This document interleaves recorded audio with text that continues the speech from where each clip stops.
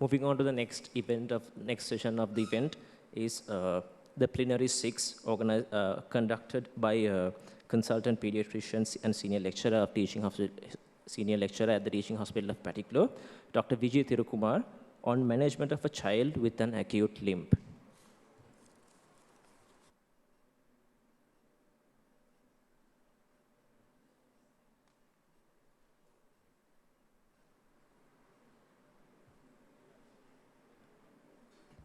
Good evening, you all.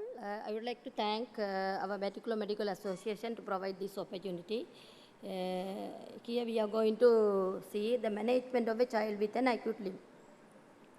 So before we move on to the topic, actually we will see some few information which is important in limbing. Limbing is a common clinical presentation, not a diagnosis to the emergency department, and induces a diagnostic challenges to the treating clinicians. The presentation of an atraumatic limb in children is common, and estimated annual rate has been between 1.5 to 3.6 per around 1,000 children. Although trauma is the most common cause across the age groups, many children will have no history of trauma. Trauma acts as a trait carrying, and falls may present as a symptom rather than a cause. The most frequently diagnosed cause of acute atraumatic limb is transient synovitis, also known as reactive arthritis or irritable hip. A structured approach is necessary to avoid unnecessary investigations, and there is no substitute for a clinician's experience. So when we come to the limb, it is defined as deviations from a normal age-appropriate gait pattern, which is caused by variety of conditions. So limbic can be further categorized based on the duration of symptom. When they present within 1 or 2 days, which is severe, that is called acute. They present after 2 days up to 6 weeks, that is less severe, that is called subacute. If they present after 6 weeks with a limbing, that is chronic. So this is the age-based differential diagnosis of acute childhood limbing. Although this is a classifications, when we get a patient with limbing, we have to consider all the differential diagnosis which is related to the age, as well as common differential diagnosis. When we take the age-wise, under 3 years, toddler's fracture, non-accidental injuries, developmental hip dysplasia. Although developmental hip dysplasia is a chronic cause of limbing, sometimes when the child started to walk, parents present with like acute presentation. So we have to take concern of that. When we take 3 to 10 years, Perthes disease, transient synovitis, soft tissue injuries, fractures. About 10 years, soft tissue injuries, fractures, slipped upper femoral epiphysis, Osgood-Scholt's disease, pelvic avulsion, and Perthes disease. At any age, septic arthritis, osteomyelitis, inflammatory joint and muscles disease, and non-accidental injuries and malignancies. So, for any disease, when we want to diagnose, we have to take history examination and investigations. In that aspect, we will see what are the key aspects to identify in the history. Age of the patient is very important. History of recent trauma, falls or bite, thorn prick, previous episode of atraumatic limb or previous hospitalization with similar presentations, fever, other systemic symptoms like weight loss, night sweat, presence of other infective symptoms like cough, coryza, history of recent preceding illnesses, bleeding, bruises, pallor, bone pain, particularly night. So when we come to the examination, examining the child with the pain is challenging. Experience helps a lot. Observation alone might help to diagnose sometimes. So adequate analgesia and distraction therapy are required to perform an adequate examinations. A structured PGULS approach is satisfactory method of assessment. We will see what it is. Child is unable to weight bear. Examining the spine and gait is difficult. In the case of hip pain, full examination should include abdomen, and pelvis and testes because that systemic features might present as a hip limbing. Local causes like ulcers in the foot, inguinal lymphedema, nail bed infections should be considered before we investigate the child, sometimes child might present with a thorn prick. We are going to, without looking at that, we just investigate with the various investigation which is unnecessary for the child, as well as family, as well as for the hospitals. So we will see P-Guard's tip for a child with a limp. Gait.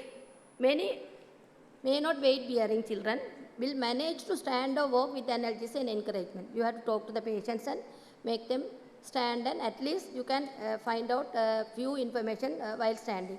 If the child walks confidently, consider running. This might elicit a more subtle limp. Even though parents say there's a limp, then when you ask the child to walk, sometimes there won't be limp. So in that consider ask to run. Then you can find out the limp. So are the child crawling in preference to walking? Sometimes child crawl without walking. So this might point out low belly issues such as trollus fractures. Then arms. Observation in history may be enough to rule out upper limb involvement. In relevant, if you get a relevant histories like in addition to the joint involvement, lower limb joint involvement, upper limb joint involvement, or any systemic symptom, you can go and examine the rest of the systems. Otherwise, not necessary. Legs. What is the range of movement in the hip, and what is the position? Sometimes when the child keep in abducted position and extended rotation, that might say slip femoral epibasis or Perthes disease. There are diseases which can be diagnosed by position. The spine. Observe the spine curvature while standing as well as bending forwards. Look, lateral flexion of the spine. It can be exaggerated by asking the patient to touch their ears, their shoulder. Infant with chronic painless limb, when they present acutely, when the child has started to walk, is considered measuring leg length to look for evidence of developmental dysplasia. This is a simple algorithm. This is a relative one. It's not an absolute one. When you take a history examination and sedate with, not sedate, given adequate analgesia, child will be okay. Then assess the child. After some time, patiently assess the child. And if the child is well, then the pain should be localized in the hip. So if they are younger than 10 years, most probably is transient synovitis. Then rest with the analgesia and review in 72 hours, and then arrange for the safety measures. When the child is more than 10 years, then slipped upper femoral epibasis is the most common. And also we can't exclude other causes like Perthes as well, and rest of the, and X-ray pelvis and discuss with orthopedic surgeon. If even with the analgesia, child is not well, then ask the child to weight bear and see. Child is not weight bearing and temperature is more than 38.5. ESR is high, WBC is high. Then you have to think of other differential diagnosis which will be elevated or which will be seen in these seen with these conditions, and discuss with the senior. It could be Perthes or septic arthritis, osteomyelitis, or juvenile idiopathic arthritis, or neoplasma. Do the relevant investigations and refer to relevant surgeon with a surgeon or orthopedic surgeon or relevant categories of people, subspecialties, and get the necessary treatment. So we will see one by one. One is transient synovitis. As this is, you can see inflammation of synovium. So most common cause of aromatic acute limb is a form of reactive arthritis caused by inflammation of and hypertrophy of synovium. Is secondary to recent or intercurrent upper respiratory infections. Typical symptoms include pain on weight bearing, mild or absent fever. There won't be fever sometimes, coryza symptom. Even sometimes patient present with limbing without any symptoms or any history of coryza symptoms. So that could be due to subclinical infection. So an ultrasound might reveal effusion with low or normal, mildly elevated inflammatory markers, which will differentiate from the septic arthritis and osteomyelitis. A significant improvement pain usually is noted within 48 hours, but we have to continue the treatment for 2 weeks. Analgesia, especially non-steroidal anti-inflammatory, is the mainstay of treatment. When we come to the septic arthritis, presence of infection within the joint is characterized by pyogenic joint diffusion, fever, and pain. It commonly affects hip joint, but any joint may be affected. There is a Coker criteria. It's useful clinically in differentiating between septic arthritis from Ransom synovitis. There are 4 features. Reviews to weight bear, ESR is more than 40, fever is more than 38.5, WBC is more than 12,000. So when they have one feature, it's low risk, only 3%, 2 features, around 40%. They have 3 features or 4 features, 93 to 99 risk of, they have strong suspicious of septic arthritis. So we have to confirm with the aspiration and analysis of cultures. Commonest organism is the Staphylococcus aureus, which carries worse prognosis. Other organisms which causes septic arthritis include Streptococcal pneumonia, Streptococcus pyogenes, and Klebsiella. So IV antibiotic is the treatment of with the multidisciplinary approach with radiologist, pediatrician, orthopedic surgeon, microbiologist, and physiotherapy. A delay in diagnosis can lead to permanent joint damage. An early review within 4 hours by the experienced pediatrician and orthopedic surgeon is vital. So it might help to diagnose because experience help us. So when we come to the osteomyelitis of bone, secondary presence of pyogenic organism, commonly secondary hematogenous spread. Infection from other foci or direct infection from a trauma. It is an uncommon but insidious cause of limbing. But patient take medicine from everywhere and come as a acute presenter. We need high index of suspicious to prevent complications including sepsis, bone, joint destruction. We have to diagnose as early as possible and treat. The long bones are typically affected with the incidence of femoral and tibial osteomyelitis being the highest. Clinical presentation vary from mild to severe depending on the age of presentation, organism, and site of infections. Clinical features include bone pain 81%, loin swelling in erythema 70%, and fever in 62%, and reduced movement and weight bearing in around 50%. So investigation as usual, the ESR and CRP will be high. WBC might not be high, only it is high in 36%. Blood culture might say the organism sometime. Plain X-ray are insensitive before 10 days, 5 to 7 days. After 10 days, you can see sequestrum in voltrum. So ultrasound with a skilled operator sometimes revealed superior stage collectant or intivation, but it's not sure. But CT scan is insensitive, but only detect 50 to 60%. So bone scan is sensitive, but not specific. It might detect. MRI scans, the best investigation modality, safe, high specificity and sensitive, around 75 to 100%, but we don't have this. Management IV antibiotic as with multidisciplinary care. So this other one is a slipped upper femoral epiphysis, because you can see simple picture. So femoral head is, growth plate is here, that slipped. Femoral head is slipped. So usually epiphysis typically remains in the acetabulum, but slips related to the metaphysis, which move anteriorly and superiorly. So pain usually we can feel the patient can feel the pain at groin and thigh with the external rotated analgesic gait. So we can diagnose with the X-ray. You can say Klein line. When you draw a line along the superior edge of the neck, you can see here only minor portion of this side is slip. So a minor portion is out. Here you can see certain amount of head is out. So this is normal, this is abnormal. So immediately we have to get the treatment. Delayed diagnosis leads to weakness secondary to muscle wasting. Early diagnosis help to prevent the disability due to avascular necrosis, management operative fixation. So Osgood-Scholt's disease is a condition, as everybody knows this. So it's a condition that causes pain and swelling below the knee, where patellar tendon is attached to the tibial tuberosity. You can see the picture, you can understand very easily, due to the inflammation of the patellar tendon, which stretches while walking the kneecap. So the other one, the Perthes disease. Avascular, it is due to avascular necrosis of the femoral head due to unknown etiology. Nobody knows the etiology. But femoral head is risk of becoming flattening and enlarged due to the interruption of blood supply. You can see initially that joint space will be expanded. Later you can see yes, destructed head. So more common in 4 to 8 years boys, pain at hip and knee. Management primarily conservative, preserving functional ability of the joints. This is achieved through the casting, bracing, physiotherapy, careful limited activity.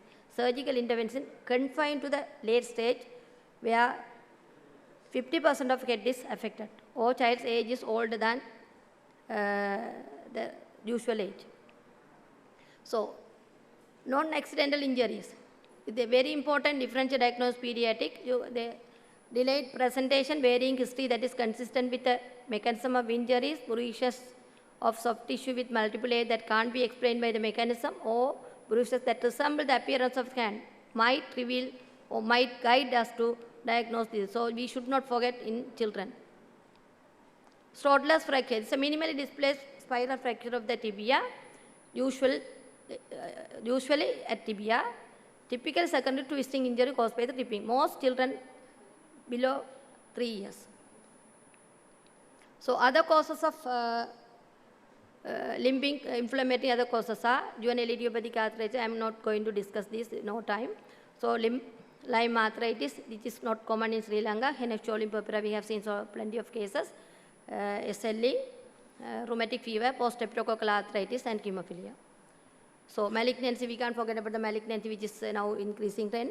Acute lymphoblastic leukemia, neuroblastoma, primary bone tumor. Those are tumors might present with bone pain and severe tenderness at night. In addition to that, there are systemic features like lymphadenopathy, hepatosplenomegaly, other constitutional symptoms like fever, night sweat. So malignancy usually share the clinical features of inflammatory conditions like fever, weight loss, malaise, musculoskeletal pain, and so malignancy and inflammatory causes are share the features of clinical features. This is something about development dysplasia of, although it is a chronic cause, I want to highlight few things. Presence of a limb that always present with things, development of walking. Lip length, you can see, lip length decrease, abnormal skin creases are the thigh. You can see, when you hold the child like this, you can see here, there are folds. Very easily you can diagnose. So this is a test. When you keep the child, as most of us don't do that, this is very easy. When you keep the child and bend at knee level, see, this is called positive Gallier sign. So you can see there's a difference. So easily you can diagnose than measuring the leg length. So that's all about the theory. Then this is for the medical student. Okay, case scenario. With that we conclude the session. My topic. Master Dinesh, 3-year-old boy, present with pain preventing walking and limping for 2 days. He is active child, often falls, but no specific injury was reported on that day. His pain has worsened despite regular paracetamol and brufen. He has had no diarrhea, vomiting and fever.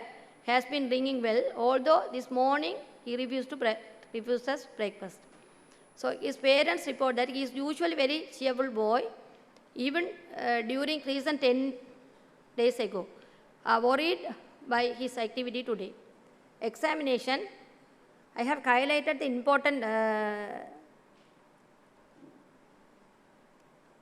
important points in the history. Examine, there is a mild tenderness and limited movement. There is no swelling in the right knee. So what are the important differential diagnoses in this case? What else you would like to know about this child? So looking at the history, what are the differential diagnoses? Transient synovitis is the first one. Septic arthritis, osteomyelitis, trauma, JIE. So there are other differential diagnoses as well as hemophilia and all these things because the child is a boy. So when we see the report, WBC is 7,000 with neutrophil 5%, 5. CRP 87, no other abnormality, ESR is pending. X-ray saw no signs of dysplasia or trauma. What is the diagnosis? So rancid synovitis almost out. Why? When you look at the history, his pain has worsened despite regular paracetamol brufen. We have seen transient synovitis will respond to non-steroidal anti-inflammatory very quickly. So, but here there is no response. So almost it is out. But anyway, with the report, we have excluded. Trauma is excluded by the X-ray. Then there are septic arthritis, osteomyelitis is the top.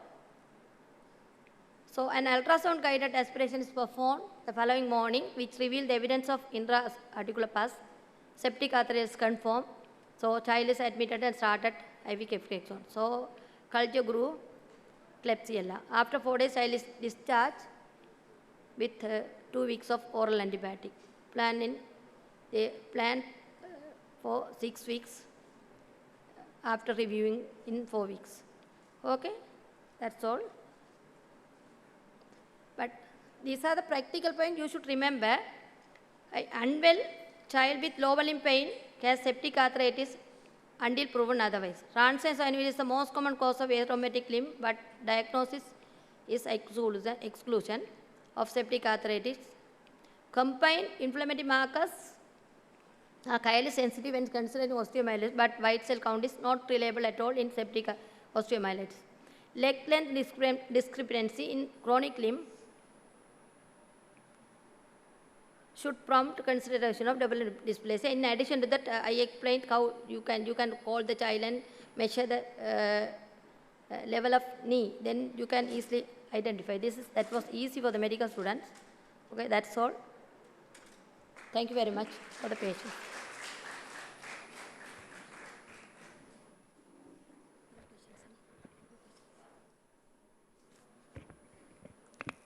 Is there any questions? Okay, madam, I'd asked you to remain for a while, and to award her the certificate of appreciation, I would like to invite Dr. Rajivan Francis.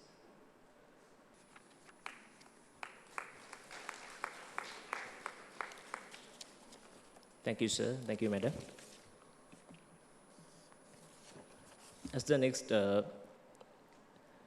event on the agenda, it is the time to appreciate our sponsors of this event, and for that, I'd like to cordially invite Dr. K.T. Sundaresan, the President of the Particular Medical Association.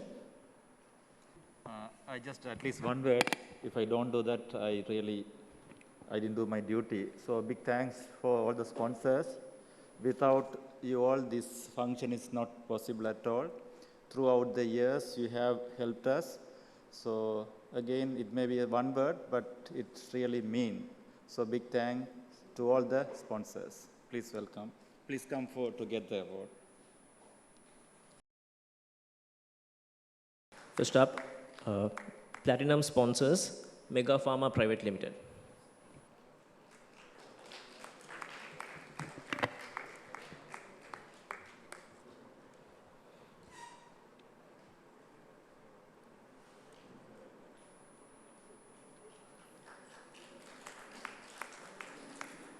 George Stewart Health Private Limited.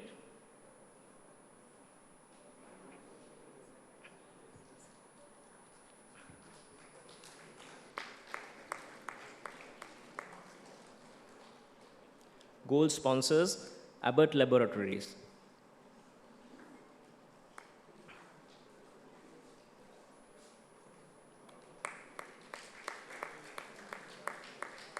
GlaxoSmithKline Pharmaceuticals.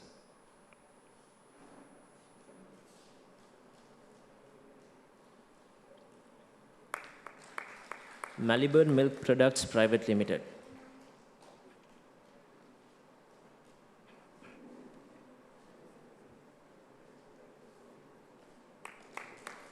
Sanofi Pharmaceuticals.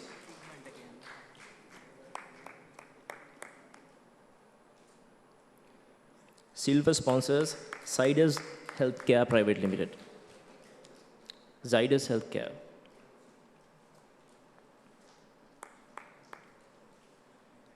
BioLife Pharmaceuticals Private Limited.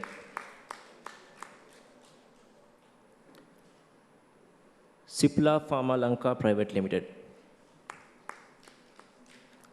CCL Pharmaceuticals.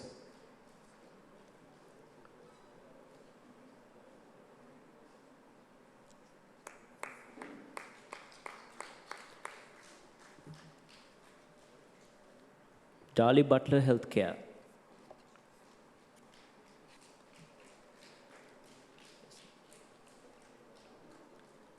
the Himalaya Drug Company,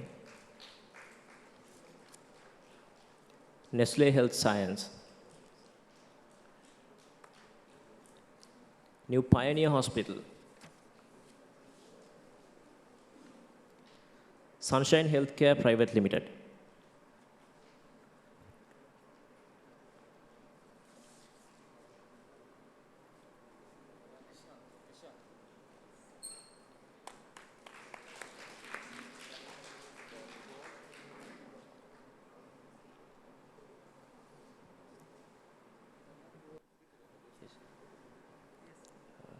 Torrent Pharma, Bowers and Company Private Limited, Sun Pharma,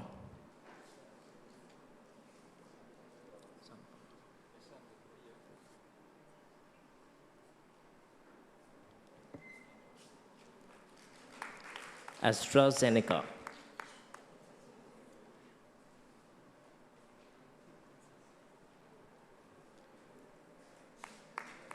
Aristo Pharmaceuticals Private Limited,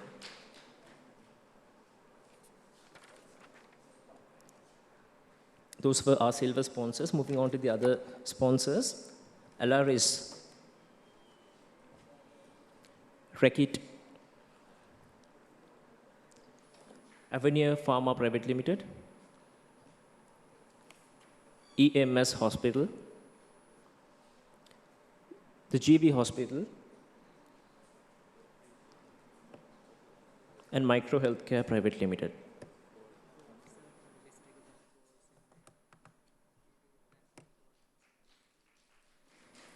Right.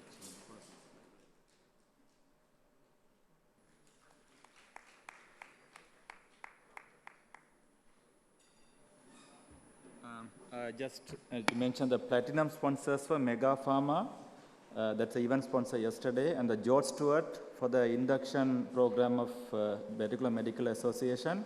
The gold sponsors, Abbott Laboratories, GlaxoSmith and Maliban Milk Powder Private Limited, Sanofi Pharmaceuticals. Silver sponsors, Zydus, BioLife Pharmaceuticals Private Limited, Cipla Pharma Lanka Private Limited, CCL Pharma and Darley Butler Health, the Himalaya Drug Company, Nestle Health Sciences, New Pioneer Hospitals,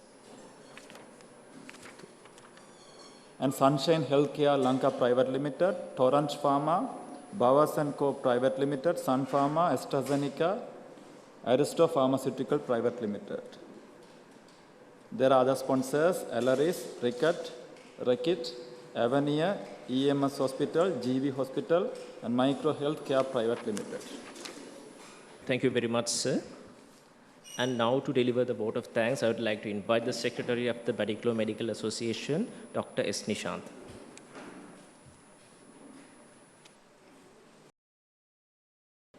We have reached the conclusion of the annual session of the Batticaloa Medical Association. I am truly humbled to express my gratitude towards each and every one of you who contributed directly and indirectly to make the event a great success. It's a great honor to thank all the chairpersons and panelists of the symposium for their invaluable time and the in-depth analysis of their respective topics. Also, I'm obliged to thank all the guest speakers from Sri Lanka and overseas who shared their expertise with the up-to-date advancements. I'm exceedingly so grateful to our director, Dr. K. Kalaranjani, and our deputy director, Dr. Maithili Bartlett, for their unwavering support at every step of our journey. To be honest, our president, Dr. K.T. Sundaresan, and our vice president, Dr. M.H.M. Ashraf, and our committee members worked together to lay a strong framework for a successful event. I can't thank them more. In the modern era, the medical research work has huge implication on the treatment modalities, and rightly so, we adopted the topic of embracing changes and challenges in an era of global medicine. The support of the sponsors, which undeniably has a big impact on the proceedings of the event, needs a special mention. Also, I shouldn't forget to laud the telecast and the media team who put the groundwork for a successful event coordination. It is my onerous responsibility to thank Dr. Gaushigan and the hospital staff, namely Mr. Rohan, who assisted us invariably and dedicated their valuable time to complete the task on time. From the bottom of my heart, I thank everybody, name mentioned and unmentioned, for their engrossing work and profound support to make the event a great success. Thank you. Before that, I think there are many people we have to thank, but we have introduced a new IT team this time. So they have done a very silent, very efficient, very good job. So I have enough time to thank others, but as you all are leaving, you have done a very good job, excellent job, and this is first time in the history of Bediculam Medical Association. Thank you very much.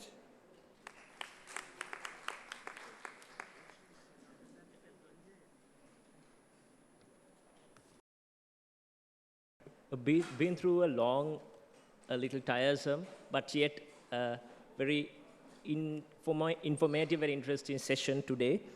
This marks the end of the session. And thank you all for your valuable inputs and the active participation.